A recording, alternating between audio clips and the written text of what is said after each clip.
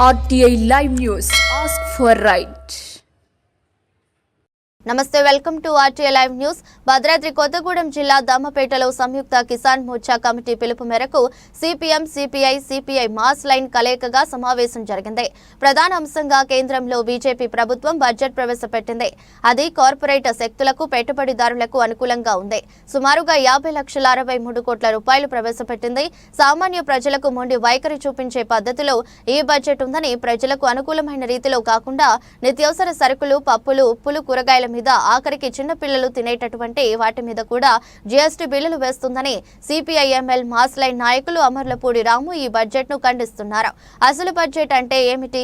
మనకు ఈ సంవత్సరంలో ప్రజలు కట్టినటువంటి పన్నులు, వాటిని ప్రజలకు వ్యతిరేకంగా బడ్జెట్ ను ప్రవేశపెట్టింది.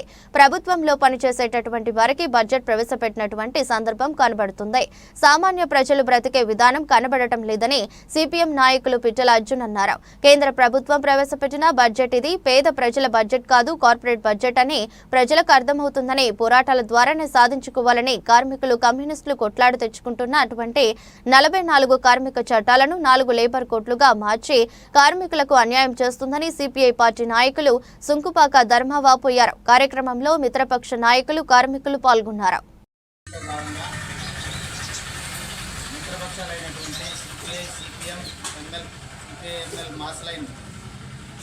ఎస్కేఎం ఆధ్వర్యంలో నిర్వహిస్తున్నటువంటి ఈ ధర్నా కార్యక్రమానికి ఇచ్చేసినటువంటి ట్రేడ్ యూనియన్లు, ఏఐటీసీ, సిఐటియు అందరికీ, అమ్మాలి వర్కర్స్ అందరికీ, ముందుగా దమపేట సిపిఐ మండలి పక్షాన్ని అందరికీ విప్లవాలు తెలియజేస్తూ, కేంద్ర ప్రభుత్వం ప్రవేశపెట్టినటువంటి ఈ బడ్జెట్ ఇది పేదల బడ్జెట్ కాదు, కార్పొరేట్ బడ్జెట్ అని ప్రతి ఒక్క కార్మికులకు కానీ ప్రజలకు కానీ అర్థమైంది. కార్పొరేట్ శక్తులను పెంచే బడ్జెటే తప్ప ఇది పేద వర్గాలకు కానీ, మధ్యతరగతి వర్గాలకు కానీ, కార్మిక సంఘాలకు కానీ ఉపయోగపడిన బడ్జెట్ అని పూర్తిగా మనకు అర్థమవుతుంది.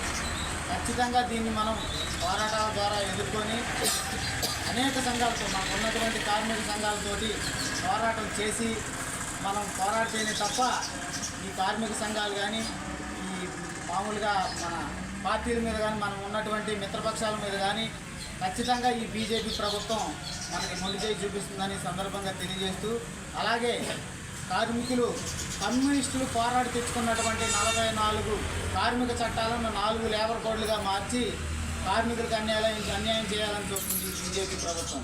అలాగే మొన్న పంజాబ్లో జరిగినటువంటి అతిపెద్ద పోరాటం, రైతుల పక్షాన పోరాటం జరిగింది. 4 నల్ల చట్టాలను రద్దు చేస్తామని చెప్పి ఈ రోజుకు కూడా దాన్ని పట్టించుకున్న దాఖలాలు లేవు.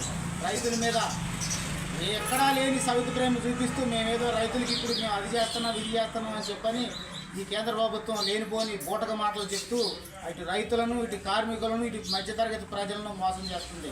ఖచ్చితంగా పోరాటాల ద్వారా మనం ఈ ప్రభుత్వానికి బుద్ధి చెప్పి ఎస్కేఎం ఆధ్వర్యంలో మరిన్ని పోరాటాలు చేసి మనం ఈ ప్రభుత్వానికి, బీజేపీ ప్రభుత్వానికి ఖచ్చితంగా బుద్ధి చెప్పాలని పోరాటాల ద్వారా తెలియజేస్తూ ఈ అవకాశం ఇచ్చినటువంటి అధ్యక్షుల వారికి ధన్యవాదాలు తెలియజేస్తూ కోరుతున్నాను.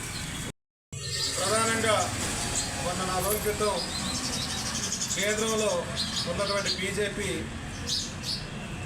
బడ్జెట్ని ప్రవేశపెట్టింది.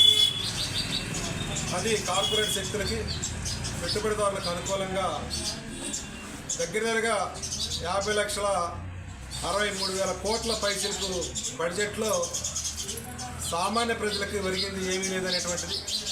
అట్లాగే ప్రజలు ఉపయోగిస్తున్నటువంటి నిత్యావసర సరుకుల ధరలు ఏవైతున్నాయో వాటిని విపరీతంగా పెంచడం, ఆఖరికి చిన్నపిల్లలు తినేటువంటి పాప్కార్న్ ప్యాకెట్ల మీద కూడా జీఎస్టీలు మోపేసి ముప్పుడుగా వసూలు చేసినటువంటి పద్ధతుల్లో ఆ బడ్జెట్ ఉన్నది. దానికి వ్యతిరేకంగా అట్లాగే 2021లో పెద్ద ఎత్తున ఢిల్లీ సరిహద్దుల్లో జరిగినటువంటి రైతాంగ ఉద్యమం, ఆ యొక్క 3 చట్టాలు రద్దు చేయాలని చెప్పేసి అని జరిగినటువంటి ఉద్యమంలో ఆనాడు అధికారంలో ఉన్నటువంటి ఇదే నరేంద్ర మోడీ ప్రభుత్వం రైతాంగానికి రాతపూర్వకంగా ఈ చట్టాలు మేము ఉపసంహరించుకుంటాం అని చెప్పేసి అని, అట్లాగే నూతన విద్యుత్ చట్టాన్ని కూడా ఉపసంహరించుకుంటాం అని చెప్పేసి అని రాతపూర్వకంగా రాసి ఇవ్వటం అనేటువంటిది జరిగింది.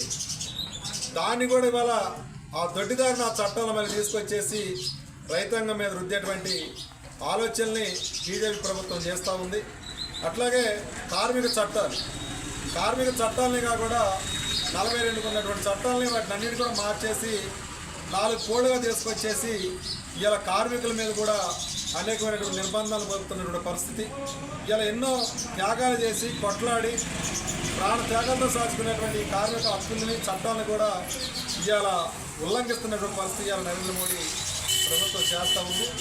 దానికి వ్యతిరేకంగా దేశవ్యాప్తంగా కూడా ఎస్కేఎం ఆధ్వర్యంలో నిరసన కార్యక్రమాలు నిర్వహించాలని చెప్పేసి పిలుపుకోవడం జరిగింది. వీలైన మేరకు మోటార్ సైకిల్ ర్యాలీలు, ధర్నాలు, రాస్తా రోకోలు, గ్రూప్ మీటింగులు ఈ యొక్క ప్రచార కార్యక్రమం ద్వారా నిరసన తెలియజేయాలనేటువంటి పిలుపులో భాగంగా మన జిల్లాలో అట్లాగే ఖమ్మం జిల్లా, నల్లగొండ, వరంగల్ జిల్లాలలో ఎమ్మెల్సీ ఎన్నికల కోడ్ కూడా రావడం వల్ల ఈ యొక్క ర్యాలీలకి పర్మిషన్ ఇచ్చినటువంటి పరిస్థితి ఉన్నటువంటి సందర్భంలో మన యొక్క చిన్న గ్రూప్ మీటింగ్ ద్వారా నిరసన తెలియజేయాలని చెప్పేసి మనం అనుకోవడం జరిగింది.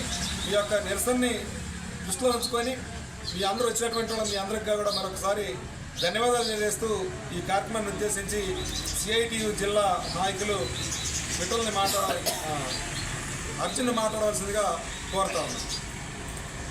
ఈరోజు ఈ నిరసన కార్యక్రమానికి వచ్చినటువంటి ప్రజాబంధ నాయకులు, కార్యకర్తలు, అన్ని సిపిఐ కార్యకర్తలు, నాయకులు, సిఐటి, మన అమ్మాలి మేస్త్రులు, నాయకులందరూ కూడా పేరు పేరున సిఐటి జిల్లా కమిటీ నుంచి నమస్కారాలు తెలియజేస్తున్నాం.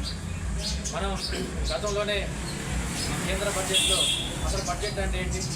బడ్జెట్ అంటే మనకి ఈ సంవత్సర కాలంలో ప్రజలు, అన్ని వర్గాల ప్రజలు ప్రభుత్వానికి వివిధ రూపాల్లో కట్టినటువంటి పన్నులు జిఎస్టీ రూపంలో కేంద్ర ప్రభుత్వం ఢిల్లీ ప్రభుత్వం దగ్గరికి వెళ్తే ఆ ఢిల్లీ ప్రభుత్వం ఏం చేసిందంటే ఉద్యోగులకి ఆ జీతభత్యాలకు సంబంధించి కానీ, రైతులకు సంబంధించి కానీ, వ్యవసాయ కూలీలకు సంబంధించి కానీ, విద్యార్థులు అట్నే యువత ఉద్యోగ అవకాశాలు, ఉపాధి అవకాశాలను చూపించడం కోసం తలా ఇంత అని చెప్పేసి కేటాయించింది. అంటే మొత్తం ఇలా మోడీ గవర్నమెంట్ దగ్గర కూడిందంత అంటే 50 లక్షల కోట్ల పైసలకు డబ్బులు ఈ సంవత్సరం 12 నెలల కాలంలో వివిధ వర్గాలకి నేను వాటాలు వేసి నేను వస్తా అని చెప్పేసి అక్కడ వాటాలు వేసిన దాంట్లో ఇంత పన్నులు కట్టేటటువంటి ఉప్పు మీద, పప్పు మీద, అగ్గిపెట్టి మీద, అన్నిటి మీద మన వివిధ రూపాల్లో మనం పన్నులు కట్టేదేమో పేద ప్రజలు. అంటే 99% ఉన్నటువంటి పేద మధ్యతరగతి వివిధ వర్గాల ప్రజలు మనం వివిధ రూపాల్లో పన్నులు కడుతున్నాం.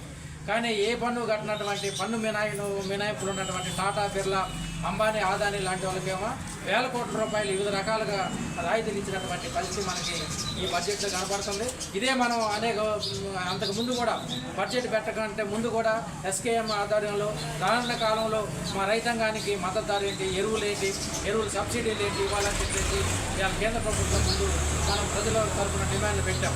అయినప్పటికీ కూడా ఏమీ పట్టించుకోకుండా వ్యవసాయ రంగాన్ని మొత్తం కూడా కార్పొరేట్ చేతులు పెట్టేదానికోసం ఈ రోజున ఎరువులు అంటే ముఖ్యంగా మనకి యూరియాకి ఇస్తున్నటువంటి సబ్సిడీ కూడా మొత్తం తగ్గించేసి ఈ రోజున కార్పొరేట్కి అనుకూలంగా విధానాలు తీసుకొచ్చారు. దాంట్లో మద్దతు ధర కూడా లేదంటే ఇవాళ వ్యవసాయ రంగాన్ని కూడా మొత్తం కార్పొరేట్ చేతుల్లో తీసుకొని అప్పచెప్పే దానికోసం ఈ రోజున మనకి బడ్జెట్ కనబడుతుంది. అదేవిధంగా ఉపాధి హామీ అంతా ఇంతో ఈ రోజున ఇప్పుడు కూడా మన నిన్న వార్తల్లో కూడా అంటే మన తెలంగాణ రాష్ట్రం నుంచి కూడా ఇవాళ వలసలు అంటే ఉన్న ఊర్లో పని దొరక్క ఇతర ప్రాంతాలకి వలస వెళ్ళేటటువంటి పరిస్థితి ఉంది. అట్లాంటి పరిస్థితుల్లో ఉపయోగపడేటటువంటి ఈసీఎస్ 100 రోజుల పని కూడా దానికి ఉన్న నిధులు కూడా మొత్తం కూడా తగ్గించేసినటువంటి కోత కోసినటువంటి పరిస్థితి కూడా మనకి ఉపాధి హామీ సంబంధించి మనకి కనపడుతుంది. అట్నే కార్మిక రంగానికి కూడా అరకొర నిధులు ఇచ్చేసి 10 గంటలు ఈ గతంలో ఎన్ని విధంగా 8 గంటల పని తీసేసి ఇవాళ 12 గంటలు 13 గంటలు పనిచేయాలని చెప్పేసి ఈ రోజున చెబుతున్నటువంటి పరిస్థితి. ఇప్పుడు అమాలీలకు కానీ, అసంఘటిత రంగ కార్మికులకి ఇప్పుడు 10 గంటలు కానీ, కనీస వేతనం కానీ ఎటువంటి వాళ్ళకి సామాజిక భద్రత లేనటువంటి ఈ పరిస్థితుల్లో ఇంకా 10 గంటలు పెంచుతున్నామంటే గతంలో బ్రిటిష్ టైం కంటే ముందు కూడా 16-17 గంటల పని విధానం ఈ రోజున తీసుకొచ్చేటటువంటి పరిస్థితి మనకు కనపడుతుంది. అట్నే అనేక మహిళలకు సంబంధించి కానీ ఇంకా అన్ని రకాలుగా ఒక రకంగా చెప్పాలంటే ఈ కేంద్ర బడ్జెట్ అనేది నాగపూర్లో ఆర్ఎస్ఎస్ కార్యాలయంలో తయారైతే ఇలా ఢిల్లీ తీసుకొచ్చి నిర్మలా సీతారామన్ దగ్గర పెట్టినటువంటి బడ్జెట్గా మనకి ఈ రోజున కేంద్ర బడ్జెట్ మనకు కనపడుతుంది. అంటే గతం కంటే నిధులు 5% కేవలం 5% నిధులు పెంచి ఇవాళ బడ్జెట్ మన ముందు ఏదో మేము గొప్పగా పెట్టినాం అని చెప్పేసి ప్రగల్భాలు పడుతున్నారు.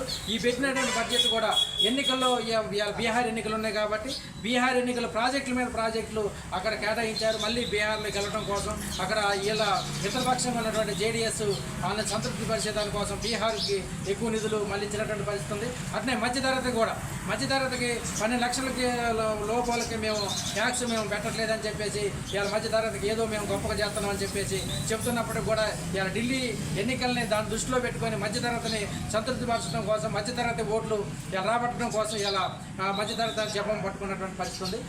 అది రానున్న కాలంలో తెలిసింది. ఎందుకంటే ఇప్పుడు కూడా 50 లక్షల కోట్ల రూపాయలు, 1,00,000 కోట్ల పైగా ఇలా లోటు ఉంది. దాన్ని ఎట్లా భర్తీ చేసుకోవాలంటే రానున్న కాలంలో పెట్రోల్ డీజిల్ రేట్లు మళ్ళీ పెరగబోతున్నాయి. అంటే ఉప్పు పప్పు రేట్లు ఇప్పటికే మనం చూసాం. 3 నెలల క్రితం ఇప్పుడు పప్పు కానీ లేదా బంగాళదుంపలు కానీ ఆయిల్ కానీ మొత్తం కేంద్ర చేతుల్లో ఉన్నాయి. ఇప్పటికే పెంచారు. రానున్న కాలంలో కూడా ఈ రేట్